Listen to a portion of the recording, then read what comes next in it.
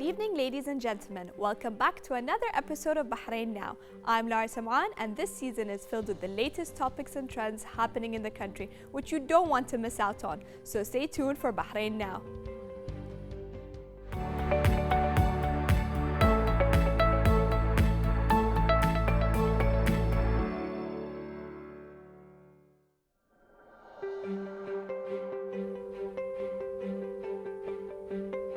With the lockdown and staying at home, many of us tend to stay inactive, which can lead to joint pain, and patients suffering from arthritis are likely to have increased symptoms of arthritis. Tonight, we have a young Bahraini physiotherapist, Assam Nair, to introduce us to physical therapy and tell us about his journey. Hello and welcome to Bahrain Now. Thank you very much. Thank you for having me. Thank you for being with us here today. So first of all, tell us, what inspired you to become a physiotherapist? So from a young age, we were always encouraged to find ways of helping others, to help others and improve the people's lives and do service for others. And growing up, I was always into sports myself. I really enjoyed doing all kinds of sports. Especially football, I have a few. Oh yes, yeah, definitely. And so it always amazed me how the human body just always recovered from all sorts of injuries, and we always managed to get back into the sports we liked. And so I kind of wanted to combine the fact to be able to help serve people as well as do something that has to do with sports. And I found physiotherapy is a great way of combining both and to be able to make a big difference in people's lives every day. Okay, so it turned into like a passion of yours. Definitely. Yeah. Okay, that's amazing. That makes it even better, like a nicer feeling to work. Absolutely. I feel like because it's your passion. Absolutely. So tell us, what clinic do you work in? I'm working at Physio Relief in the SEEF area. Okay, and that's you're always there full time. Anybody can find you all the time. Oh yes, definitely. Yeah. Okay, and take us through the life of a physiotherapist. They say physiotherapists got hands of an artist. How do you treat your patients? Yeah. Yes. So the life of a physiotherapist.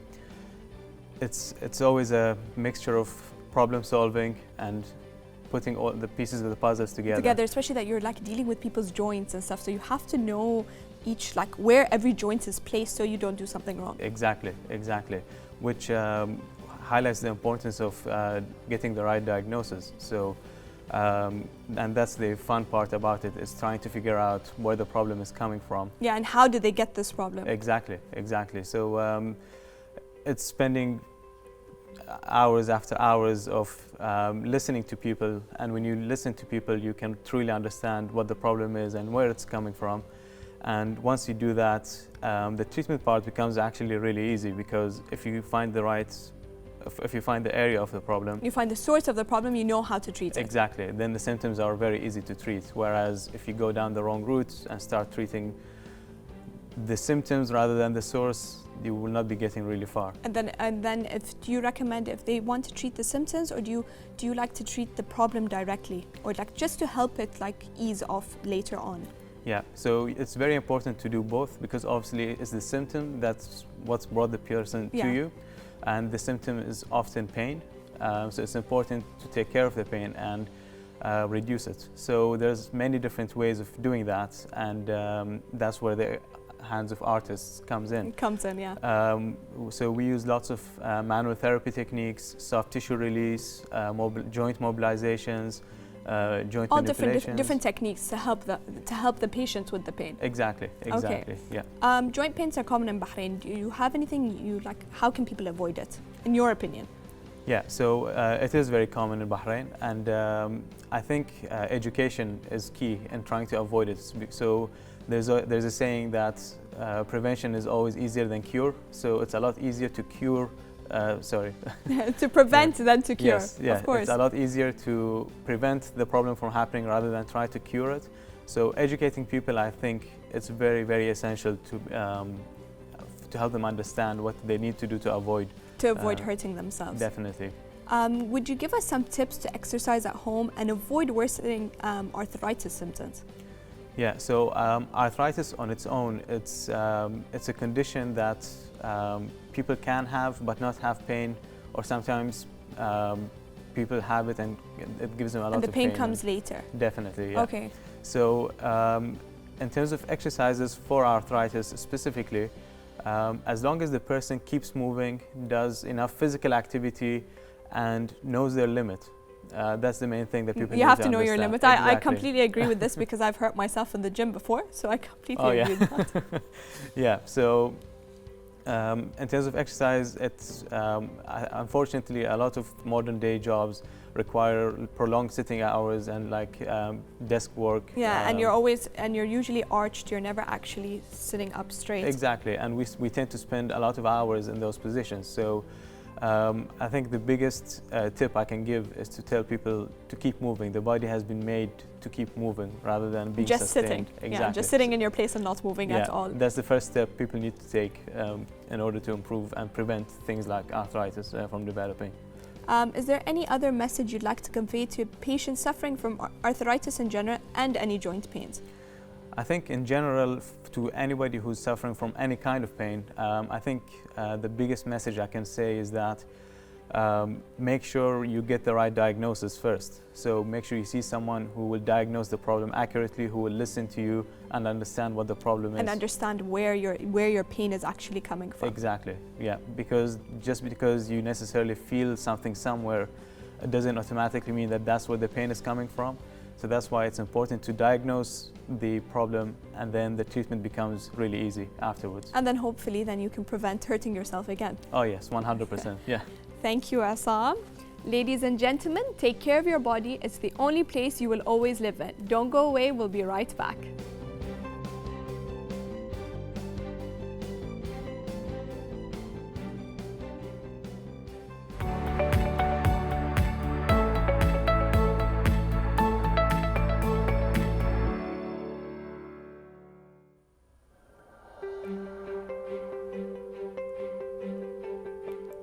Here in the studio, we have Lisa Victoria, who is the head teacher at Reach Nursery. Lisa is also the creator of Summer Activity Camp at home for students and kids. Hello, Lisa, and welcome to our studio today. Thank you very much. So tell us, Lisa, what curriculum does Reach Nursery teach us? Basically, we follow the IPC curriculum, and but we do. The teachers are free to add their own take to the curriculum, which means that we are able to teach each child individually, as each child is unique. We follow each child's individual personality and make sure that we can create or turn them into the person they actually want to be. Exactly, yeah. Okay, and at what age are kids given admission to Reach Nursery?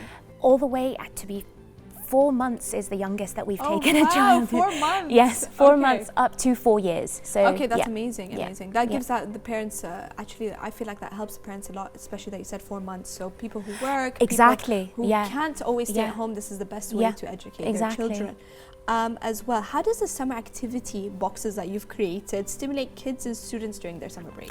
Obviously due to the pandemic, we've had, I know that a lot of parents have had issues with kids sat in front of their iPads, on the computer, on the phone. If we do that, I'm sure the kids do that as well. Of course. And it was an issue before COVID, and now it is a massive issue, especially with the schools going online. Yes, of course. So what we've created is basically something very hands-on, which is what the kind of nursery that we are. We are very hands-on. Although technology is important, we do not really bring it into the nursery because their kids are so young. Yeah, they should be hands-on. They should get their hands messy. They should be playing with soil. They should be coloring 24/7. This is what we've created here. It's basically a way for kids to use their hands, and it's so important, especially at a young age, that children do that. It helps them to learn how to write. It helps them in many different ways. I feel like it even helps them to think differently. Instead of just watching a screen 24/7 and always looking at that same screen and just swiping. It promotes independency. It even teaches them how to get dressed themselves because they're constantly, buttoning up something. They're doing something. They're doing something. What ages are the boxes suitable for? We actually have boxes for as young as a year old. Okay. We've just created a new sensory box for 1 to 2 year olds because the pieces, as you can see here, are larger, whereas the other the other sensory things are a bit too small. For the kids. And then we have a big school prep box, which is for kids who are going into school, and then we actually do have another box which is for up to 12 years old. Oh, so maybe I could use that You box could as well. If there's something to do with coloring, I love stuff that you can color. So that's why I was thinking, oh, maybe I can use that box too. 100%. I love colouring as well. Can anybody come and buy the box? Like anybody? Anybody. Okay. Anybody. And you know, we can also put the boxes into bundles, so you could get more than one that go to. We could tell you which one. Yeah, you can mix them up, mix and match all the activities as well. How important is it for Reach Nursery to organize such activities like this? As I mentioned earlier, it's really, really important that we make sure that kids are stimulated mentally as well as physically at home, because again, you know, sitting in front of iPads is an issue. And the TV, of course. Of course, it's a massive issue. And our box is literally, you know, in one box you will have activities that will last an entire month for the kids. Oh, that's amazing. Yeah, so it's not just 1 week or just no, a day. not at all. It's an entire month. I think in our big box we've got over 50 activities, so that's more than one activity a day. Oh, that's amazing. So, yeah, that's amazing. Can you show us actually some of the activities that we have? Yeah. Okay. So we have our big school prep box is what we call it. It gets the box that I want. It gets the kids ready for big school, as we call it. Okay. So we have it's in Arabic and in English. Okay, amazing. So you've got some activities here. There's an Arabic one, an English one. We do language, math, and also focusing on emotions. Getting the kids socially and emotionally ready for school is a big deal. So they understand actually people's different emotions. Exactly. Understand why their teacher gets angry, of course, gets upset, exactly. why a student gets upset. Yeah, and it's not easy for a child to go into school and get told off by a teacher. And, and they don't understand, and they don't understand why. That's the other thing. Exactly. They have no idea why. Exactly, and they feel a lot of emotions that they may not be able to understand. So we've created activities for that. I also have here. This is a little care package for the moms or the dads, which basically helps the kids to understand, the parents to understand what they're going to be feeling and what their child is going to be going through going to school. So it's something for the parents as well. Yeah, and a little assessment to make sure their child is on the right track as well. Okay, that's amazing. I love how you guys have created different boxes for different ages. Like I said, I want the one that's for the younger kids. I'll send one your way. I don't mind trying it. Thank you, Lisa. The boxes are amazing. Thank you so much.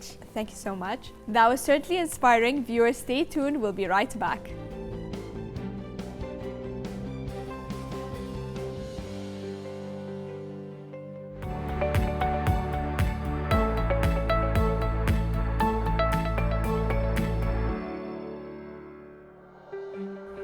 Let's check out what's going on in the kingdom. More coming up in the following report by Walid Al-Balushi. Well, hello there. It's been a while since we have some fun. I brought for you some indoor fun right here in Skill Play.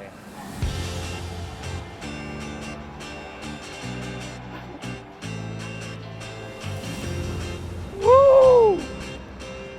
Funscape is located on second floor of Mall of Dilmonia, and it provides entertainment for kids and adults. So let's check it out. Let's go.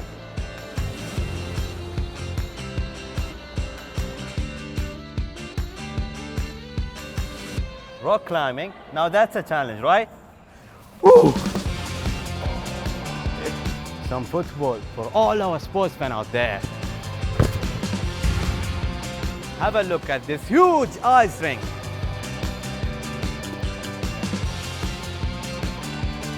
Funscape World was created as an anchor entertainment complex for Mall of Dilmonia. We have 4 different zones comprising of ice, adventure, sport and play. We've had such a wonderful reception in terms of all the other entertainment zones that have previously opened. And this is now just like the icing on top of the cake, so to speak, because we've now got entertainment for the entire family. So when you bring your children here, you're not limited in choices in terms of what to do. We've got over 200 different games in here. So we've got something for everybody. We all follow the government's safety guidelines, which is from social distance, sanitizing, and also, of course, to limit the numbers to visit our facility.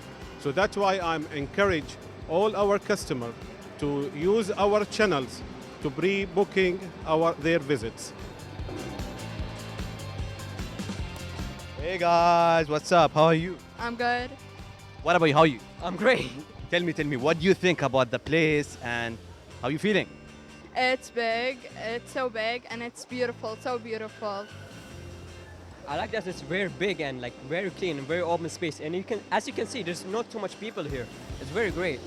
Okay. Tell me what you would like to say for the viewers. Well, if you want to come here, come here. Like you can skate as much as you want. You have these pupils it can help you to skate if you don't know how to skate. Like, Thank you for saying that. I don't know how to skate. So teach me. Me? Yeah, why not? All right. So keep your feet together. Okay. Yeah. 1 and 2. 1 and 2. Yes. Hi. What's your name? My name is Walid. What's your name? My name is Muhammad Amal Anzari Abdul Jalil. Do you like the place? Yeah, Why do you like the place? because it's my favorite. Okay, what do you like about the place? Which game? I love that game. What's your name? Rashid Ahmed Mamari. What are you doing, Rashid? What? Are you?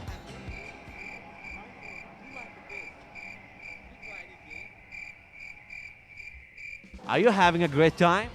Yes, Why? What are you doing? because I'm playing the games. You like Funscape? Fun skate. You're a driver, man. You're a driver. I love you all. You will come back here? Yeah.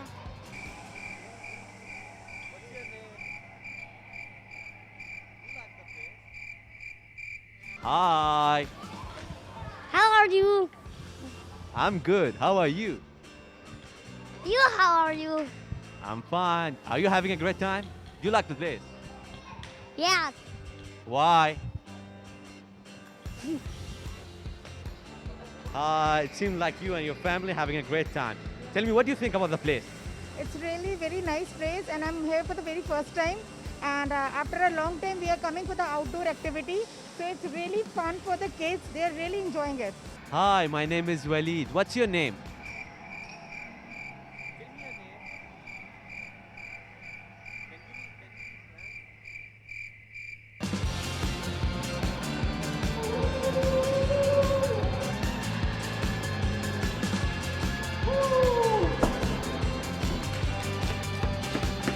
Funscape is one of the latest and newest game zones in Bahrain, which you can have fun with your friends and family.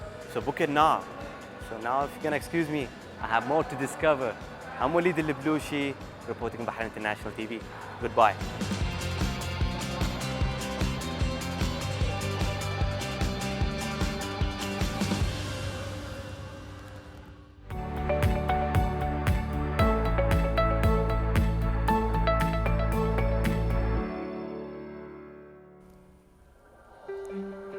The Global Women Virtual Fashion Forum and Show, organized and chaired by Sheikha Noura bint Khalifa Al Khalifa, CEO of MedPoint, blends couture and conference. Let's find out more in the following report with Khalid Hijras. The Global Women's Virtual Fashion Show and Forum breaks barriers within the fashion industry to foster solidarity and advancement within fashion. The event was open to the public in the spirit of the event's goal to unite and share experiences pertaining to fashion and women in industry. The event was chaired by Sheikha Noura bint Khalifa Al Khalifa, the CEO of MedPoint, and her dedication to this event and its messages are evident as she speaks. The idea and the concept of the event itself came when we, as a MedPoint design company, we do exhibitions and fashion shows. So during the pandemic, our sectors as an event management was completely shut down because of the rule and regulations of the COVID. So what we have done is we have converted our event to be an online event. So we didn't want to have only an online fashion show. We wanted to bring the people to talk about their industry. What is fashion in general? It's not only about clothes. It's more about everything going around it. It's the manufacturing, the factory themselves, the retail sectors. It's affecting the economy itself. So basically this year, if you see the full theme of the fashion industry, they were focusing on sustainability of the clothing themselves, how they sustain the material, and how it affects the environment. This is from one end. And the other end is how to sustain the business of fashion or the retail in general. So we were taking it from two aspects. What we have done is during the 8 days, we brought the supported from government or public figures in the first day. The second day, we brought the consul, the women consuls from different areas from UAE and from other areas as well, who is supporting women or entrepreneur in general in retail sectors. Chamber of Commerce was there, and then we brought successful story, retails and factory. And the last day is the top fashion designer who was part of the event or the fashion show. And on the last day, we focused on the academic part of the fashion, and there were two universities was part of it, Royal Women University from Kingdom of Bahrain and ESMOD Dubai, as ESMOD, one of the oldest fashion universities in the world. This year, we managed to bring 126 countries, different experience, from the top designers, the top pioneer on the fashion industry, to the small entrepreneur. 90% of small enterprises, especially women, are more into fashion or into beauty itself. But when they opened, they also their cycle was very short. They closed in a very short period of time, and we wanted to teach them how to sustain their business, how to continue, how to compete with the international brands, at the same time how to compete to continue their business and to have a solid business within the economy that's already going through cycles. It's not an easy journey. It is very difficult. It takes a lot of time to build someone's brand. But if these small designers will understand the importance of building their names to reach to their next level, it will give them a brand, and it will give them sustainability on their business to continue not only locally but internationally.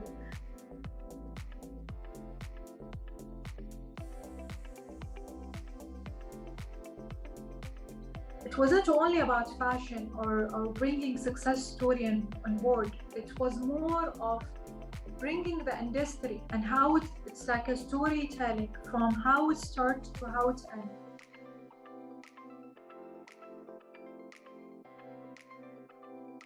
Each story, it's a unique story, but the one story that really caught my eyes, and I believe it's a story of the conference itself and story of the year, is one of the entrepreneurs.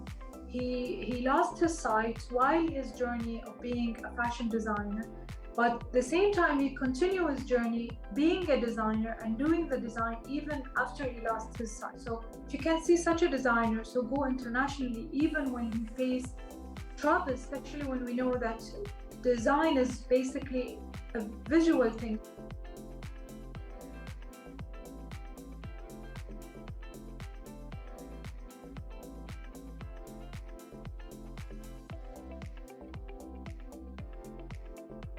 This event means a lot to me. Every year we're making it bigger and bigger. This year we managed to make it as a conference plus the fashion show. For me, it's something no one can take it from me. It's something very personal and emotional as well. It's an amazing thing to manage to bring all these countries, time zone managing everyone's together.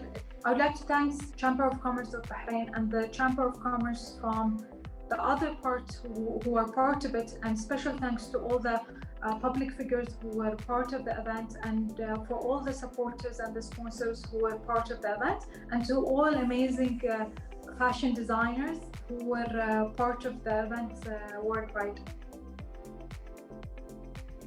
Having concluded and surpassing all expectations, the Fashion Show and Forum is expected to continue its success in the future. This is Khalid Idris reporting for Bahrain International Television.